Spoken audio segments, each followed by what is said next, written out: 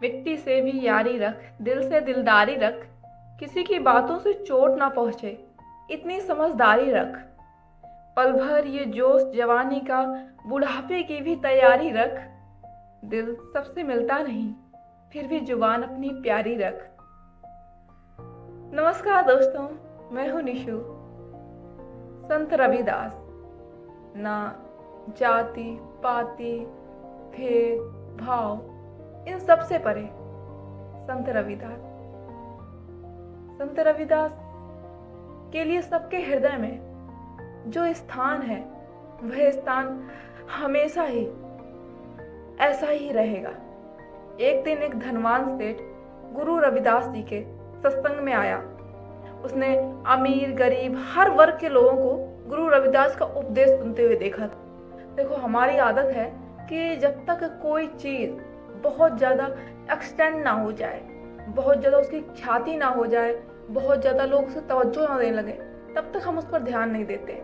जैसे नीम करौली महाराज तब से ज्यादा फेमस हुए, तब से उनकी ज्यादा लोकप्रियता बढ़ी जब से स्टीव जेब्स, मार्क जुकरबर्ग जैसी बड़ी हस्तियां, जैसे रिच मैन जैसी महान हस्तियां उनके दर्शन को ना आने लगी, उनकी महिमा को गुणगान ना करने लगी। जब उन्होंने ये बताया कि नीम करौली बाबा तो बड़े महान संत हैं, उनके दर्शन करने से सारी इच्छाएं पूर्ण हो जाती हैं, मन को असीम शांति मिलती है, तब हमने जानने की कोशिश की क्या सच में ऐसा है।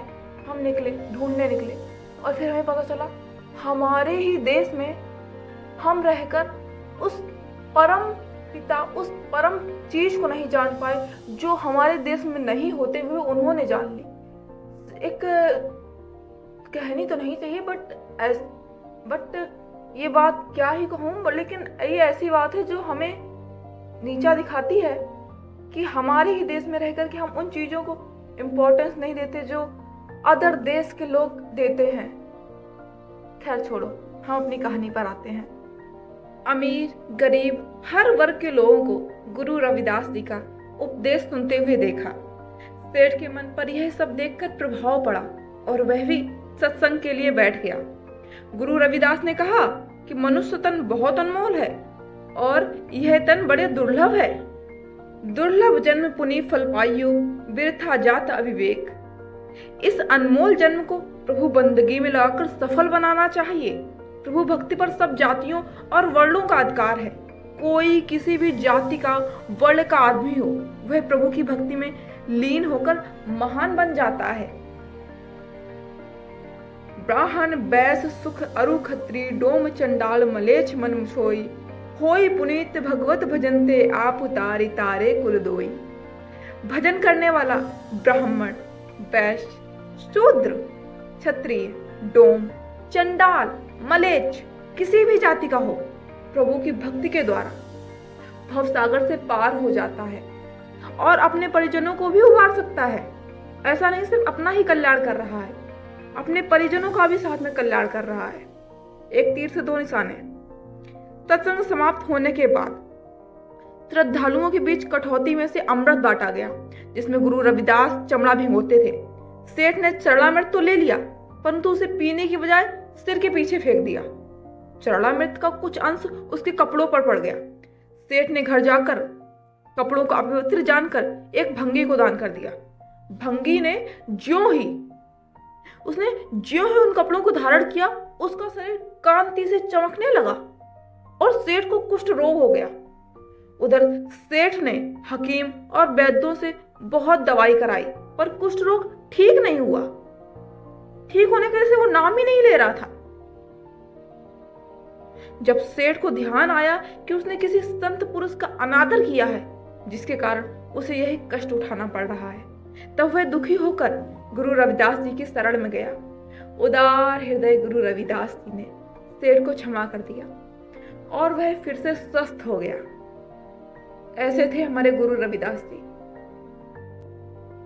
संत किसी परमात्मा, किसी ईश्वर से कम नहीं होता, उसमें बिल्कुल ईश्वर के समान ही तेज होता है, क्योंकि उसने सारी चीजों से, सारी क्रियाओं से खुद को डिसअपेयर कर लिया है।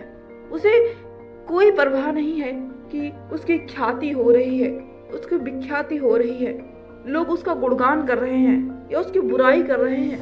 वो दोनों ही अवस्थाओं में समान रहता है। और जब ऐसा व्यक्ति जिसे किसी भी चीज से कोई फर्क ना पड़े, वो अपने में ही रमा रहे, ऐसा संत ईश्वर के तुल्य है। हमारे देश में जितने ऋषि मुनि महात्मा हुए हैं, सभी ईश्वर से कम नहीं है। और उन सभी के चरणों में बहुत बहुत बार उन सभी के चरणों में प्रणाम, क्योंकि स्वामी विवेकानंद जी, स्वामी दयानंद जी, स्वामी परमहंस जी, क्या ये भगवान थे? नहीं तो फिर इन्हें इतनी एक्यूरेट, इतनी सुंदर और बिल्कुल जैसे वो हमें पढ़ लें, ऐसी चीजें उन्हें क्यों पता थी? वो भगवान तो नहीं थे। लेकिन इंसान भगवान नहीं होता, पर भगवान बन सकता है। उसके पीछे की साधना, उसके पीछे का तप। जैसे ध्रुव कितने छोटे से बालक, इतना छोटा सा बालक प्रभु को पा गया, और 90 वर्ष 200 साल तपस्या कर रहे ऋषि मुनि प्रभु को ना पा सके। क्या कारण है?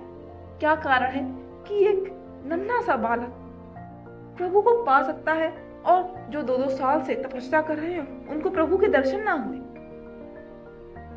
ईश्वर हृदय की भावना देखता है। वो ये नहीं देखता आप छोटे हो या बड़े हो। ईश्वर सिर्फ आपकी हृदय की भावना देखता है कि आप कितने आतुर हो। जैसे एक प्यासा पानी के लिए तड़पता है, उस तरह अगर हम मनुष्य ईश्वर के लिए तड़पेंगे तो ईश्वर निश्चित ही निराकार से भी साकार रूप में होकर वो हमारे सामने हमें दर्शन देने अवश्य आएंगे। बस एक छोटी सी विनती है, और ये इस कहानी का सार भी है कि कभी भी ऋषि मुनियों का अनादर ना करें। एक व्यक्ति ने क्या बहुत सुंदर बात कही है कि आप तब तक किसी के बारे में गलत ना बोलें जब तक कि उसे पूरी तरह से जान ना ले, तब तक उसके बारे में हमेशा ठीक बोलें। हमेशा आपको कुछ ना पता हो कि वो गलत है या सही है, इन दोनों बातों में मतभेद हो, लेकिन जब तक आपको एक्यूरेट ना पता हो, आप उसके बारे में अच्छा बोले, मीठा बोले। एक बार फिर आपसे कहूंगी, अच्छे बनिए, बेहतर बनिए, बेहतरीन बनिए जीवन में। और सोमवार से शनिवार देखते रहिए लर्निंग सीरीज की एक नई कहानी मेरे साथ, क्योंकि खेलोगे नहीं तो हारोगे कैसे, हारोगे नहीं तो सीखोगे कैसे, और सीखोगे नहीं तो जीतोगे कैसे।